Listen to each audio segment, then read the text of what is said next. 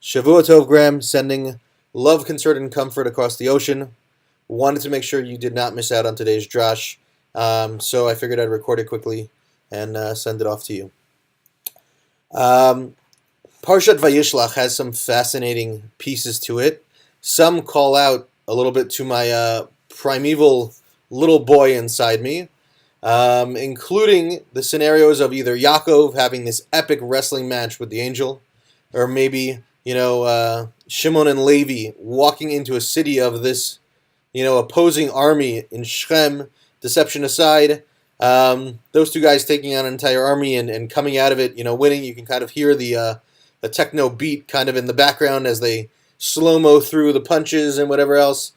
Pretty incredible visuals to think about. That being said, we are not going to focus on my inner fan of either Arnold Schwarzenegger or Bruce Willis at the moment.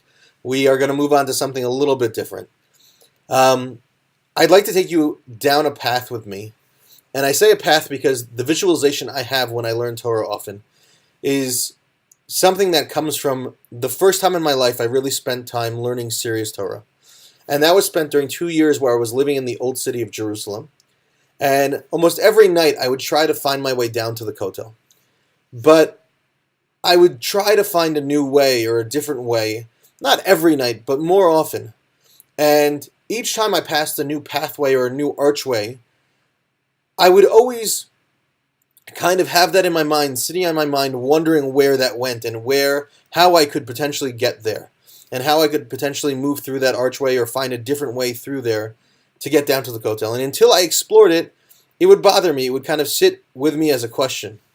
And so I started applying that to my learning, and I would visualize the Kotel as the completion of that learning, somehow a summary and understanding that I would arrive to a new chidush, as it were.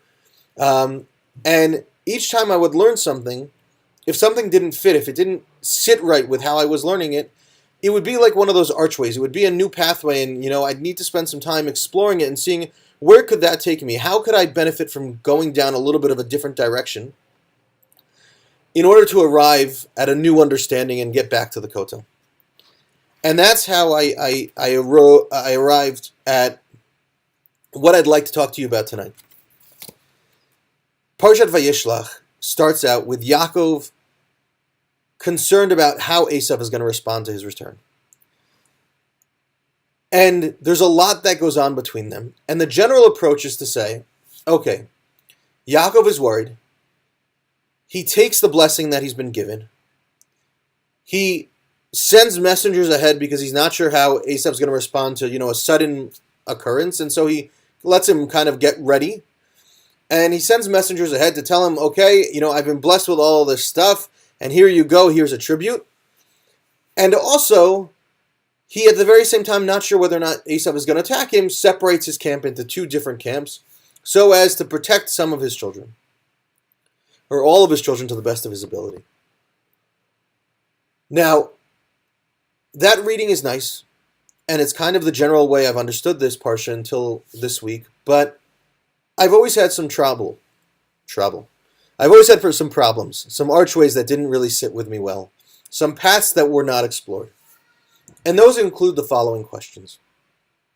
First, Yaakov's initial messenger that he sends to Esav says the following. He charged them, saying, "Thus shall you say to my lord Esav, to Esav, so said your servant Yaakov, I have sojourned with Lavan and have lingered until now." Okay, not sure where he was that he was living with Lavan is important. I don't even know if Esav knows who Lavan is, so why should that matter?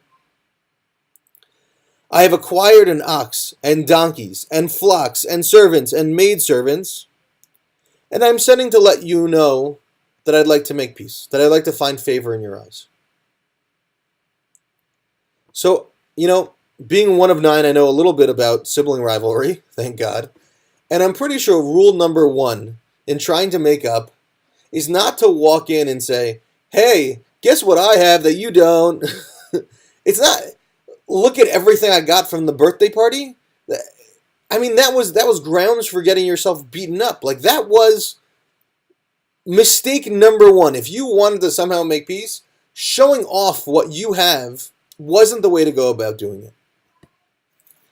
In conjunction with that, the way he then follows up, right? The messengers come back and say, okay, yeah, Esav got your message. He's on his way with 400 men, right? He got your message. He understands the intention. Yeah, he's jealous. He's coming to kick your butt. Then Yaakov does something kind of interesting. He starts sending his tribute, but he doesn't just send this massive pack of animals altogether. It says he started to send 200 she-goats, 20 he-goats, 200 ewes, 20 rams, 30 nursing camels and their children, 40 cows, 10 bulls, 20 she-donkeys, 10 he-donkeys. Except he starts to spread them out in waves. He put in his servants' charge each herd separately and said to his servants, pass on ahead of me and put a space between herd and herd. And he instructed the first one, saying, when my brother Esav meets you, tell him that you know who you are and that this is a tribute for him from me. And each one successively approaches Esav behind the other, where there's a gap in between. Why? What's going on? It's such a weird way to do this. Why not send him this massive gift all at once? Let him know how much you care. Let him see the broad expanse of all of the presents you've given him. Take a step further. Esav, in his meeting with Yaakov, ends up refusing the present. He sees him, he runs over, he embraces him, he kisses him. They started to cry. And he says, you know what? I'm not interested. What's yours is yours. What's mine is mine. Keep your bracha. I don't need it. The vicious, evil Esav, the guy who had murdered and pillaged and wanted to kill Yaakov a parsha and a half ago, all of a sudden turns around and he says, no, thanks, I'm good. I don't need any more. I have enough. I'm great. That doesn't sound like Esav. That doesn't sound like Esav at all. What is going on? One more question. Vayishlach, and they fell on each other and they wept. They cried. If you had a chance to look in the Chumash or in the Torah this morning, you'll see that Vayishlach, and they cried, they wept, has something really interesting. In the Torah writing itself, it has little dots above each one of the letters. There's little dots. Now, maybe it's just because I'm learning Hilchot Tefillin, and I'm learning how the scribe has to write it and how perfectly they have to write it, and that if there's even a little line connecting two letters that are not supposed to be connected, or if there's a little break or crack in one letter, the entire thing is puzzle. No good. It's done. It's finished. Unless you somehow fix it in a Torah, and Tefillin, forget it. Once it's done in Tefillin, it's gone because you can't miswrite the order. You can't write the letters not in order, which means if you try to fix a letter, it wasn't written in the proper order of how it's brought out in the Chumash, which means the Tefillin are no longer kasher. That's it. One little crack, one little line, that's over. And yet all of a sudden, the Sofer starts to doodle. He inserts these little dots, and they wept. Is it the first, emoji? The little crying guy because they wept? He's showing you little tears in the Torah? What in the world is going on? Those each were different little pathways, archways, in my mind that sat and bugged me. And throughout the last couple of years, I've really wondered about them every time we got up to this parsha. And this week, I spent some time looking through. And I'd like to take you down at a little bit of a different reading. So here we go. Yaakov Avinu has spent time in Lavan's house. And he comes back and says, okay, Esav, here I am. And I have all of this greatness. I have all of this blessing. I have all of this wonderfulness. And I got it in Lavan's house.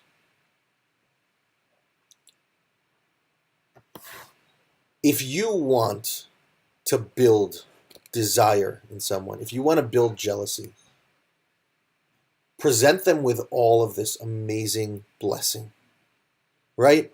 If I showed you a bottle of scotch, I don't know, 25-year-old scotch, let's say Springbank, because I think it's the most expensive one I know, and, an amazing kugel of some sort, and chillin, and I say, look at everything I got from the store.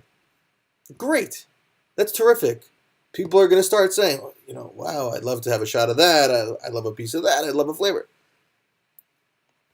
People start to build that desire. And then, instead of just saying, okay, it's all yours, have it, you start to give it out in waves. Okay, here's a shot. Okay, here's a piece. Here's some chillin'. Each time there's potentially a desire, you've responded to that so strongly that by the time you're done giving your gifts, there's no potential jealousy, no potential in any way, shape, or form something more that they could want than what you've given them. This is a phenomenal time of year to discuss this because Hanukkah, the time of presents being around the corner, I can't tell you how many times, you give a kid a present and they turn around 10 minutes later, 5 minutes later, they're done playing with that toy. They turn around, what else? What more? What's the next present? What's tomorrow night? Da, da, da, da, da, da. And you just feel like, I just gave you something. How could you want something else? But the truth is that if you want someone to feel fully fulfilled, absolutely 100% satisfied, then it's got to be a developmental process. It's got to be something that breaks down over time. Yaakov began to learn in Lavan's house what human nature is. He began to be able to read people. He began to understand how the human psyche works, and he began to understand how human desire works. And so his response to Esav is not just about, here's a tribute, but he responds to Esav in a way that by the time he meets Esav couldn't potentially have any more that he wanted from what Yaakov had given him. But I think there's something a little bit deeper than that. When we want to truly understand human nature, how human beings function, sure, we could turn to psychologists and psychiatrists, and that's great.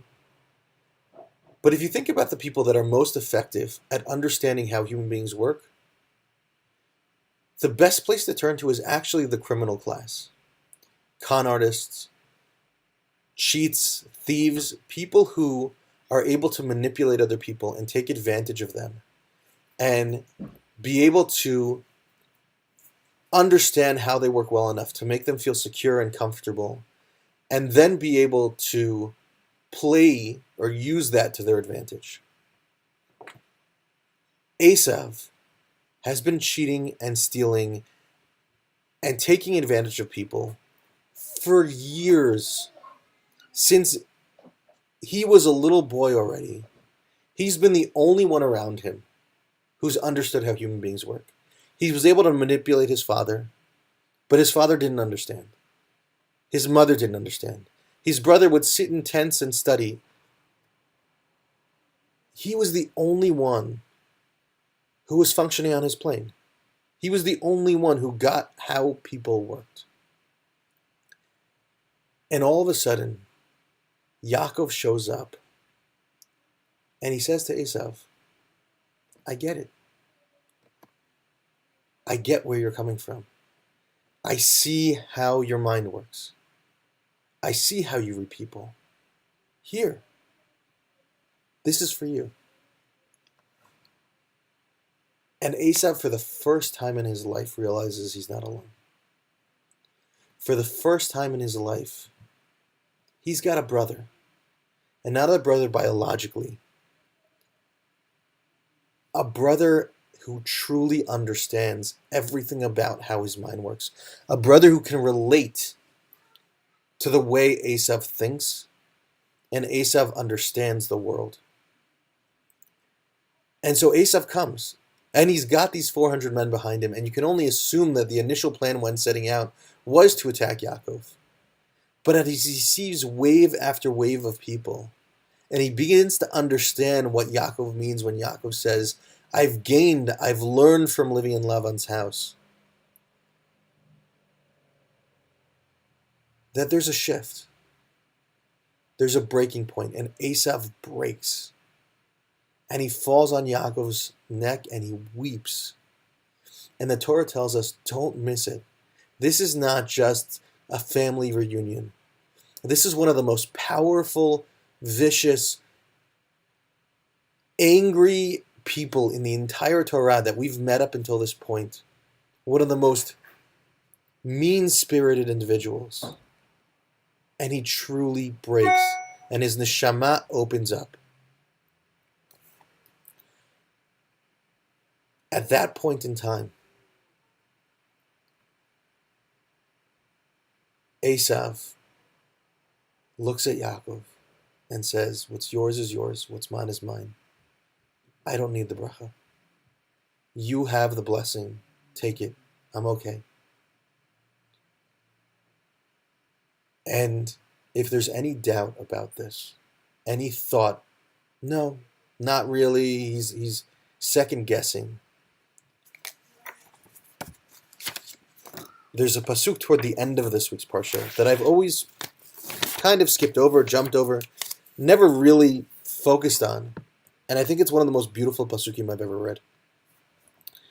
It says, Vayikach Esav et nasav, ve'et banav, ve'et benotav, ve'et kol nefashot beto, ve'et maknehu, ve'et kol behemto, ve'et kol kinyano. Esav took his wives, his sons, his daughters, and all the souls of his household, his livestock, his animals, his possessions, all of which he amassed in the land of Canaan. Everything Esav built up, all of his riches and wealth. And he leaves. V'rachash ba'eretz Canaan, all the things he had built up, vayelech el eretz. And he goes to a different land. Why? Mipnei Yaakov achiv, because of his brother Yaakov. Okay, maybe he's running away. Maybe he's angry with Yaakov. Maybe he's leaving. For their property was too abundant for them to dwell together, and the land of their sojourns was unable to hold them because of their livestock. So Esav settled on Mount Ir. Esav is Edom.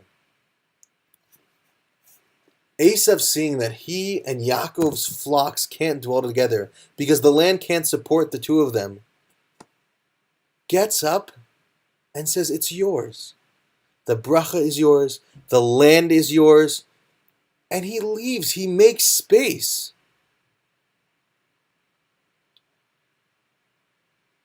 The tyrant, the marauder, everything evil and mean we had discussed about Esav, for the last two parshiot, all the misconceptions, all the preconceptions we had about him, seemed to shift so drastically because Yaakov lets Esav know he's not alone. He says, I'm with you.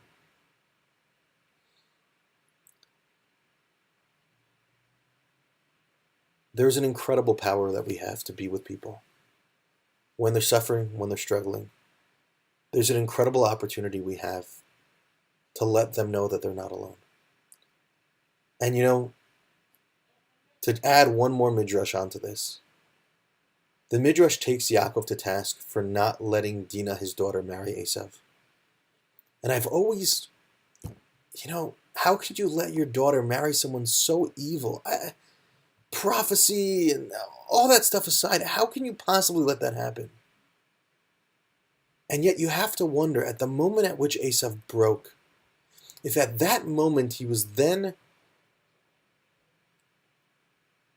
given an influence in his life that would direct him down the right path, that would give him the moral compass and the positivity he needed to make the right choices. You wonder if we'd be saying Esav Avinu today. You wonder if he would have rejoined the community and the nation. And it's hard to imagine, but it's also hard to ignore. There is something so beautiful about this week's Parsha and Yaakov's message and the way Esav receives it. Yasher koach being there. Yasher koach being there with your stepmom. I don't know how hard it is. I can only imagine. But I do know, whether being voiced or not, you're having an incredible effect. Just by being there and being able to say, you're not alone, and I'm here with you. For yourself, for her, for everyone around you. Yasher koach, t'skelem mitzvot, shavua tov. And I really look forward to seeing you when you get back. Please God, everything should be well.